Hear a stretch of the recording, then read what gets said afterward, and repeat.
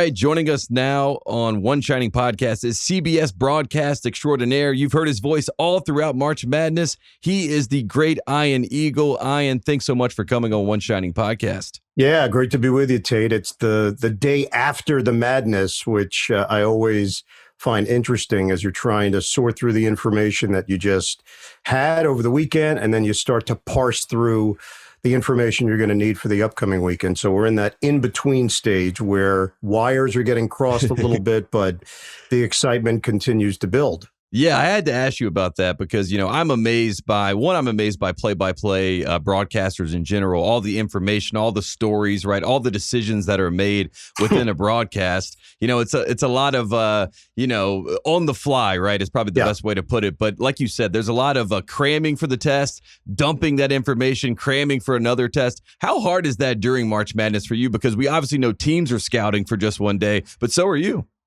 Yeah, it's just the sheer volume of it. And you're being parachuted in for specific teams that you knew nothing about prior. Maybe you saw them on a random Wednesday night during the season, but you didn't think that's a team I might get come NCAA tournament time. So when Selection Sunday happens, any of the broadcasters are watching along with the fans and then starting to think, ooh, that site might be good because I've seen three of those teams, or I've had two of those teams, or I had two other teams last year in the NCAA tournament. And ultimately you get the phone call usually, around 7:30, 8 o'clock that night of you're going to fill in the blank. And then that's when the fire drill really begins. And for me, I've figured out a routine that works. I don't know if this is how everybody else does it. I just know, having done this event now over 26 years, I've certainly sorted through the regimen that I need to do in order to feel prepared. And it just starts with a skeleton of each team. And that's what I begin with. I don't just laser focus on one team and then deal with the next seven. I go very fundamental, very perfunctory on all 8 teams. That's a first pass.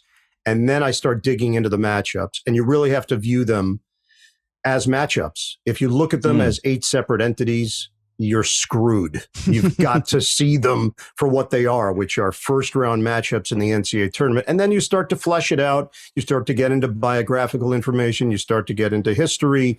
And then somehow a couple of days in, you feel as if you've got enough to get in there and get your hands dirty and do the games. And this year, you got a phone call for your site, and your site was going to be Greensboro. And you're a Syracuse guy, so you know about Greensboro. You know about Jim Boeheim. You understand what the history is with Greensboro, right? I do. But it wasn't just the matchups, right, this year, or just the teams that were down in Greensboro. There was a lot of wacky, dare I say, wonky things that happened in Greensboro, especially pregame, right? We had the rim situation where there was a leveling, right? There was an ass from Iowa State.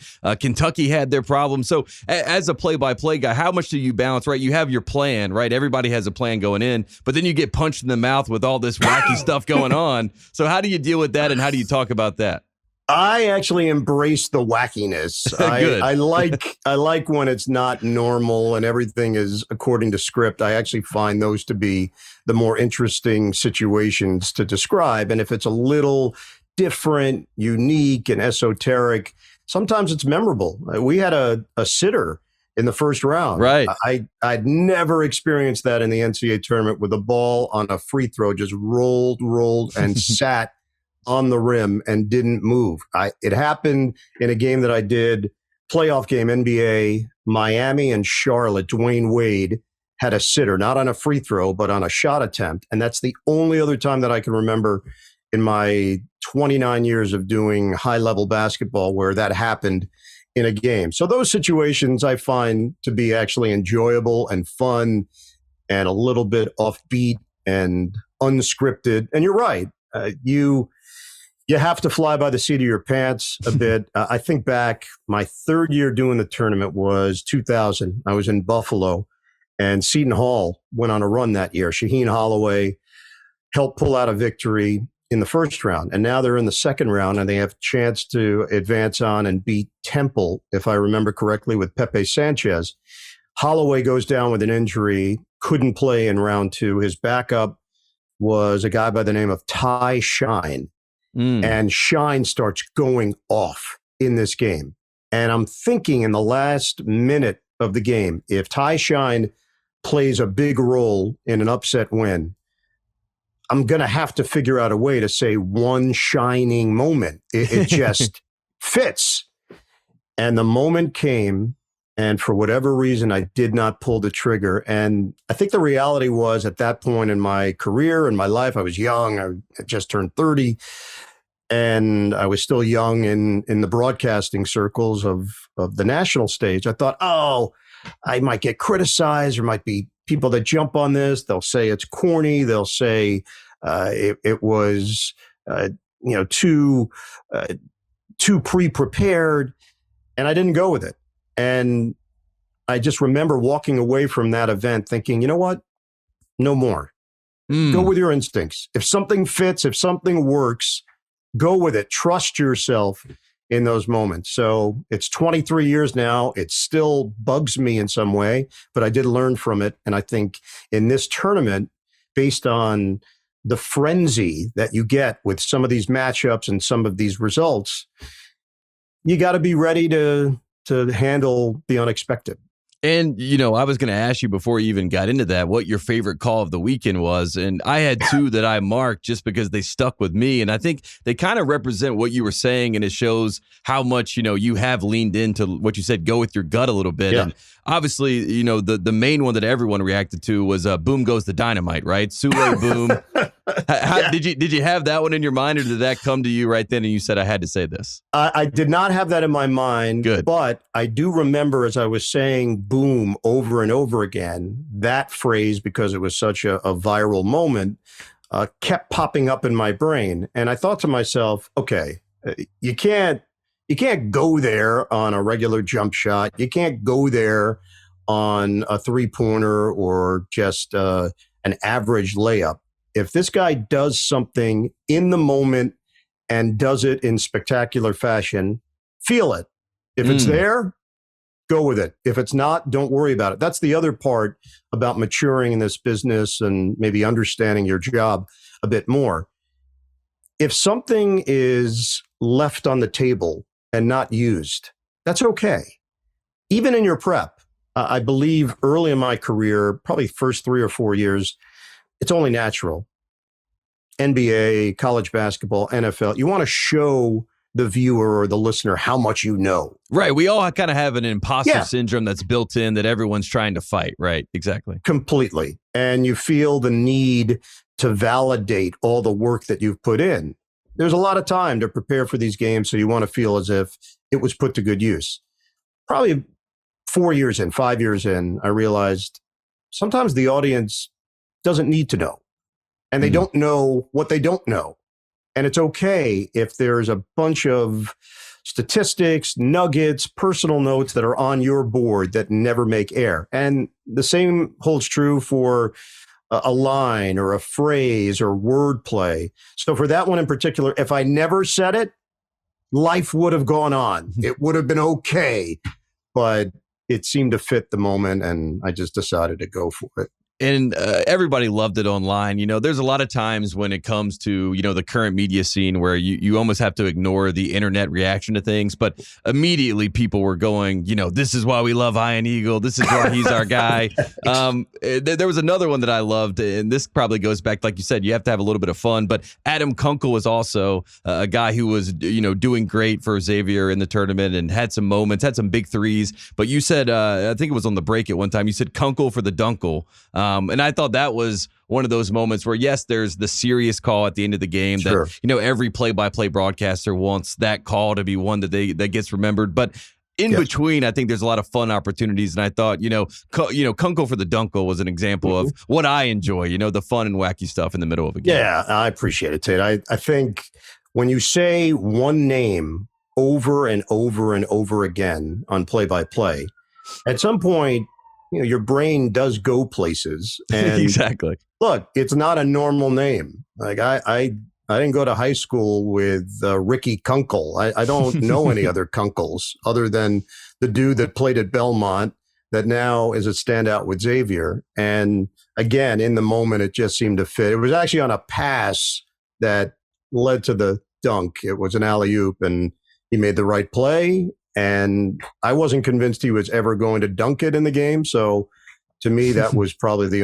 only opportunity to get that wordplay in. So, yeah, I truly don't do it for any other reason than I find it entertaining in the moment.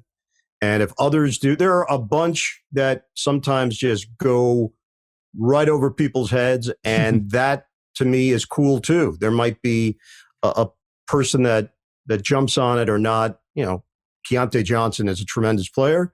Some people enjoy a nice glass of Keontae. And at some point I said Keontae was pouring it in from the outside, or they were getting the full bottle of Keontae. Again, it's a throwaway line in the middle of the game. You're right. At the 13:57 mark, this is not going to hurt anybody. And levity, I think, is not just needed, but appreciated when you have 4 games in a day and a marathon of hoops. And you got the fans at home, right? They hear a Hannibal Lecter reference. They're like, he's just like us. We're all kind of in this together. It kind of creates this community. Correct. That's the best part of it. Yeah, and, right, exactly. And I wanted to ask you because, you've called NFL games, NBA games. You've done a radio show with Phil Jackson, right? You've had all these moments, in the media space at different levels. And, my favorite call of yours of recent memory is the Jawbreaker, right? A lot of people were, that was just one that was like, like you said, right on the nose, but somehow in that moment just felt perfect. But what's so different from March Madness versus the NFL and the NBA? How special is that? And how different is, calling these games versus those? Yeah, I'd say the difference with March Madness that I found, and the first tournament I did was 1998, and it took a little bit adjusting to it. I did it in college in 1990 for Syracuse. They lost in the Sweet 16 to Minnesota. They got upset in New Orleans, a really good Minnesota team with Willie Burton and Kevin Lynch and Melvin Newbern and Walter Bond. Syracuse was stacked. They really had no right to lose that game, but they did. And then Georgia Tech had beat Michigan State on the other matchup. So Georgia Tech, Minnesota ended up playing with Georgia Tech advancing to the Final Four. Bobby Crimmins, right? That was Bobby Crimmins? Yeah. So I had a taste of it in college, which was awesome. But when you show up for your first tournament, which for me was 1998 in Sacramento, and the teams I had were Maryland and Illinois State and Arizona and Nicholls State and Utah State, and you don't know what you're walking into.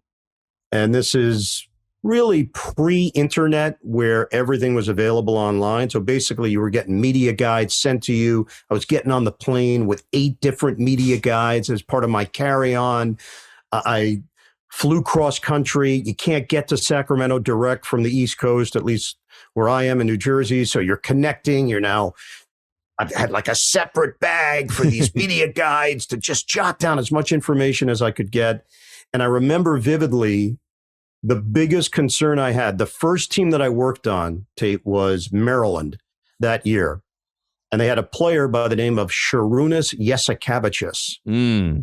And I was very concerned that I would not be able to say his name smoothly over and over again. And I must have worked on it for 15 minutes just to make sure. And I finally broke it down in this way, that if Marv Albert was doing the game, he would say it in this manner: yes, Akavicius. And somehow that resonated with me. Once I got that in my head, get the yes out and then fill in the blanks with Akavicius. And that was what was keeping me up at night, to think now, all these years later, that there are much larger concerns when you're calling this tournament, which is make sure you can identify the players, that you know the storylines, that you're on it in the moment. So really what separates it is that the names change every single year, and yet we're fascinated by the matchups, by the Cinderella, and the intensity level. This is the highest level of basketball that the majority of the participants will ever be a part of. And you feel that. You feel that. You feel how much it means to them. You feel the highs, you feel the lows, and the concentrated passion is what is coursing through every site that you work, no matter what round it is, no matter who is participating. And I think that's what keeps people coming back to this event. The fact that they don't know what's going to happen.